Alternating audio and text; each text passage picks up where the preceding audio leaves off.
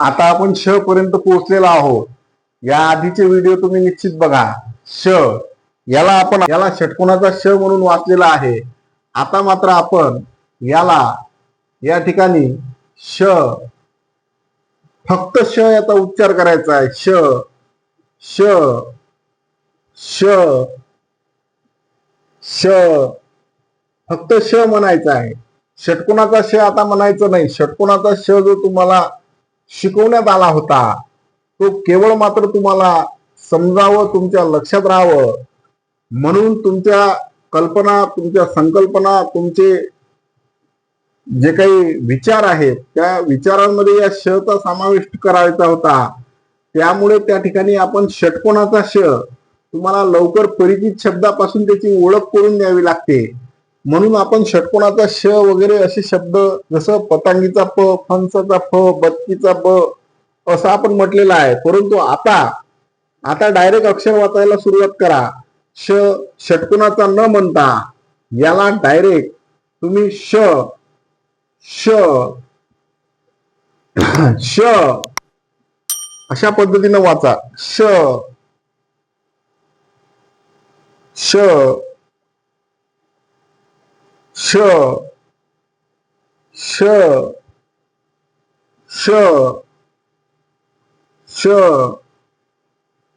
श असं वाचन करायचं. षटकोनाचा श आता कोणीही म्हणणार नाही. यानंतर बघा, या ह ला आपण हरणाचा ह किंवा या ठिकाणी ह म्हणून संबोधलं पाहिजे.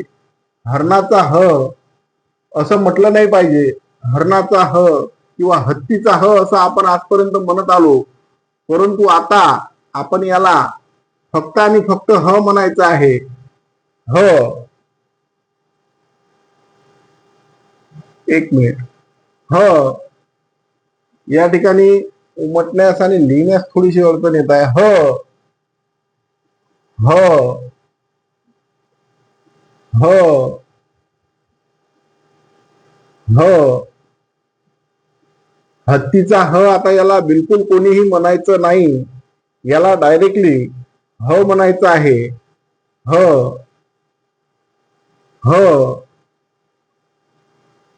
ह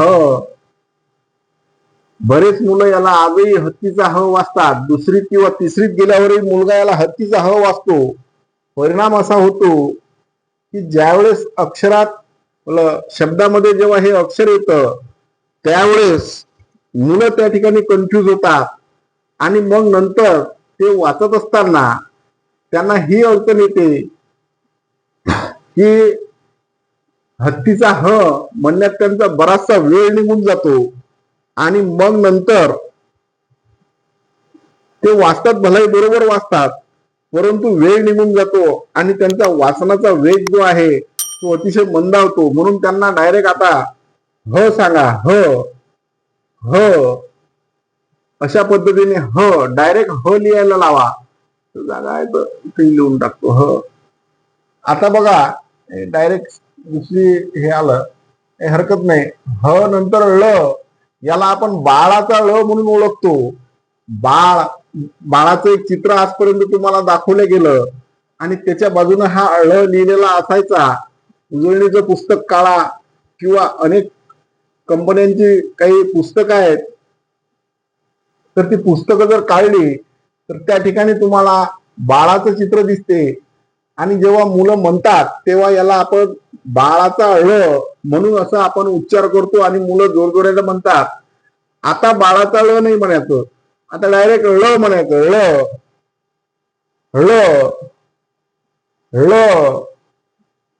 ळ ळ ळ बाळाचा ळ बिलकुल कोणी म्हणणार नाही. लिहित असताना तुम्ही या ळचं लिखाण करा आणि डिस्क्रिप्शन मध्ये जे पीडीएफ दिलेली आहे ते पीडीएफ डाउनलोड करा. कारण त्या पीडीएफ मध्ये मी जोडाक्षरांपर्यंत तुमचा सराव घेतलेला आहे आणि जसाच्या तसा सराव लिहिण्यासाठी सुद्धा तुम्हाला जागा सोडलेली आहे. पुढच्या व्हिडिओमध्ये ळ 2 वेळा या घेतला वाटते. ठीक आहे. आता क्षत्रिय क्ष म्हणून या क्षला आपण ओळखतो, क्षत्रिय क्ष. परंतु आता याला क्षत्रिय क्ष कोणी म्हणणार नाही, याला आता आपण डायरेक्टली श म्हणायचं. श श श श श श श श श अशा पद्धतीने आपण याला जर क्ष म्हणून उच्चार केला तर आपल्या ते खूप लवकर लक्षात राहील आणि वाचत असताना मुलगा अटकणार नाही, तो वेगानं वाचणार आहे, त्याचा मराठी वाचनाचा वेग खूप वाढणार आहे. म्हणून याला डायरेक्ट आता क्ष म्हणायचं, क्ष. तसं हे मराठीतील जोडाक्षर नाही आहे आपलं, सॉरी अक्षर नाही आहे, हे स्वरही नाही आहे आणि व्यंजनही नाही आहे, याला जोडाक्षर म्हणून ओळखले जाते. परंतु सध्या त्या गोष्टी आपण पाहणार नाही. व्याकरण जेव्हा आपण ते पाहू त्यावेळेस त्यामध्ये या क्षचा आपण चांगला अभ्यास करूया आणि याची सर्व माहिती मी तुम्हाला सांगणार. तर हा क्ष आहे, श श श श.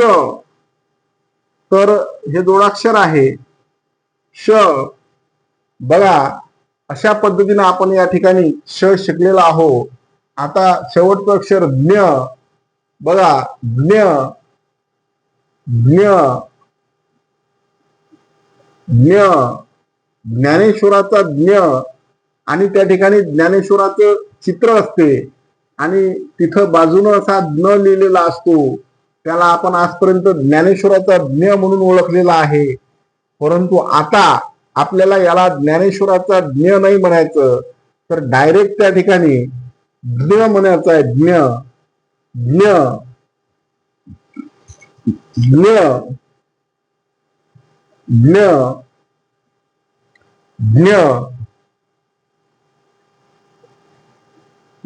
याचा जो संपूर्ण सराव आहे, हा सराव करणं खूप गरजेचं आहे. लिहित असताना वाचल्यामुळे आपल्या जीभ जे आपलं ज्ञानेंद्रिय आहे ते काम करेल. टीव्हीवर, मोबाईलवर, कम्प्युटरवर किंवा टॅबलेटवर जेव्हा तुम्ही हे प्लेलिस्ट पाहसाल तेव्हा तुमचं डोळा जो ज्ञानेंद्रिय आहे तो काम करेल. जेव्हा तुम्ही त्याच वेळेस तुम्ही सोबत हाताने लिहिसाल, तुमची त्वचा ज्ञानेंद्रिय आहे ते काम करेल. बहु ज्ञानेंद्रियानं मिळवलेलं ज्ञान हे चिरकाल, चिरंतर काल आणि लवकरात लवकर लक्षात राहते. म्हणून अशाच पद्धतीनं तुम्ही या पूर्ण प्लेलिस्टचा अभ्यास करा. संपूर्ण प्लेलिस्ट आपली दिलेली आहे. प्लेलिस्ट लावा आणि मुलांना त्या ठिकाणी PDF डाउनलोड करून प्रिंट काढून त्यांच्या हाती द्या. लिहिण्याचा सराव करायला लावा, वाचायला लावा आणि त्या ठिकाणी लिहायला लावा. निश्चित मुलगा 8 ते 10 दिवसामध्ये अतिशय जोरदार मराठी वाचेल. चॅनलला सबस्क्राईब करा, लाईक करा आणि कॉमेंट्स करा. धन्यवाद.